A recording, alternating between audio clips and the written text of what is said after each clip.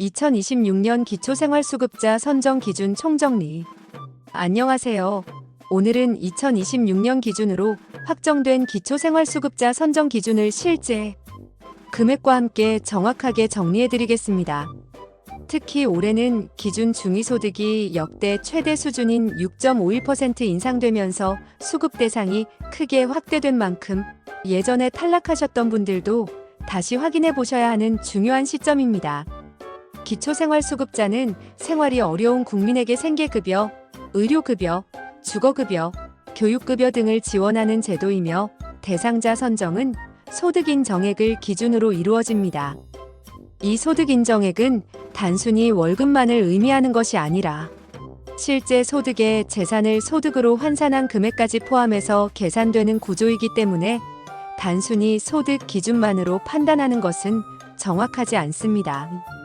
먼저 가장 중요한 생계급여 기준을 보면 2026년에는 기준 중위소득의 32% 이하일 경우 대상이 됩니다.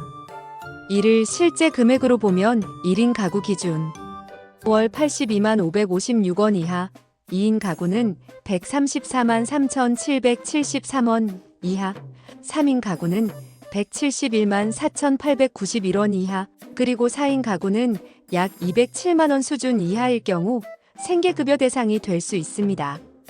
이 수치는 기존보다 크게 오른 것으로 실제로 수급 가능 범위가 상당히 넓어졌다고 볼 수 있습니다. 여기서 중요한 점은 생계급여만 기준이 아니라는 것입니다. 의료급여는 중위소득 40%, 주거급여는 48%, 교육급여는 50% 기준이 적용되기 때문에 생계급여 대상이 아니더라도 다른 급여는 받을 수 있는 경우가 많습니다. 예를 들어 1인 가구 기준으로 보면 의료급여는 약 102만 원, 주거급여는 약 123만 원, 교육급여는 약 128만 원 수준까지 가능하기 때문에 실제로는 훨씬 넓은 범위에서 지원이 이루어지고 있습니다.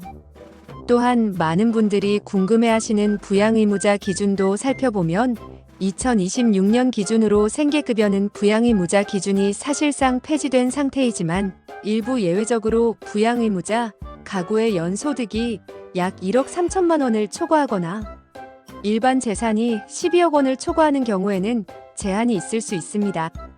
따라서 가족이 있다고 해서 무조건 탈락하는 것은 아니며 실제로 지원을 받지 못하는 상황이라면 충분히 신청이 가능합니다. 소득인정액 계산에서 중요한 요소인 재산 기준도 함께 보셔야 합니다. 소득인정액은 실제 소득 재산의 소득 환산액으로 계산되기 때문에 전세 보증금이나 예금, 부동산, 자동차 등이 모두 영향을 미칠 수 있습니다.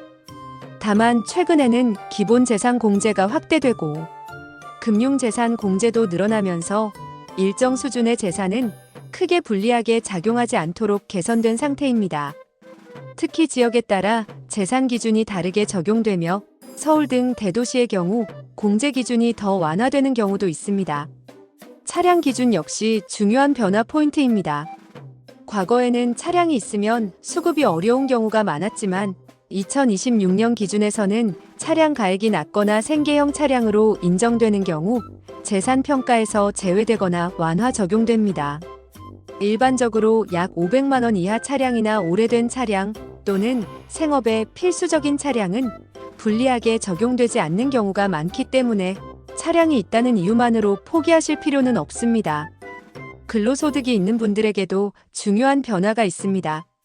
특히 34세 이하 청년의 경우 근로소득 공제가 확대되어 기본 60만 원, 공제에 추가로 30%가 공제되기 때문에 실제 소득이 기준을 초과하더라도 소득인정액 기준에서는 수급이 가능한 경우가 생깁니다. 이는 일을 하면서도 복지 혜택을 받을 수 있도록 하기 위한 정책으로 과거보다 훨씬 유리한 구조로 바뀌었다고 볼 수 있습니다. 이처럼 2026년 기초생활수급자 제도는 소득 기준 인상, 급여별 기준 확대, 부양의무자 기준 완화, 재산 공제 확대, 차량 기준 완화, 근로소득 공제 강화 등 여러 요소에서 전반적으로 완화된 방향으로 변화했습니다.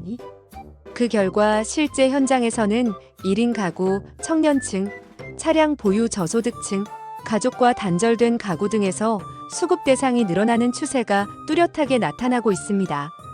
마지막으로 꼭 기억하셔야 할 점은 수급 가능 여부는 개인 상황에 따라 달라지기 때문에 단순히 숫자만 보고 판단하기보다는 반드시 본인의 소득과 재산을 기준으로 확인해 보는 것이 중요하다는 점입니다.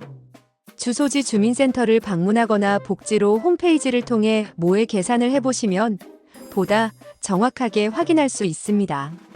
정리하자면 2026년 기초생활수급자 선정 기준은 역대 최대 수준의 중위소득 인상을 반영하여 수급 대상이 크게 확대되었으며 다양한 공제와 완화 기준이 적용되면서 실제로 지원을 받을 수 있는 가능성이 이전보다 훨씬 높아졌습니다. 따라서 과거 기준으로 판단하지 마시고 현재 기준으로 꼭 한번 확인해 보시기를 권해드립니다. 오늘 내용이 도움이 되셨다면 앞으로도 실생활에 꼭 필요한 정보로 찾아뵙겠습니다. 감사합니다.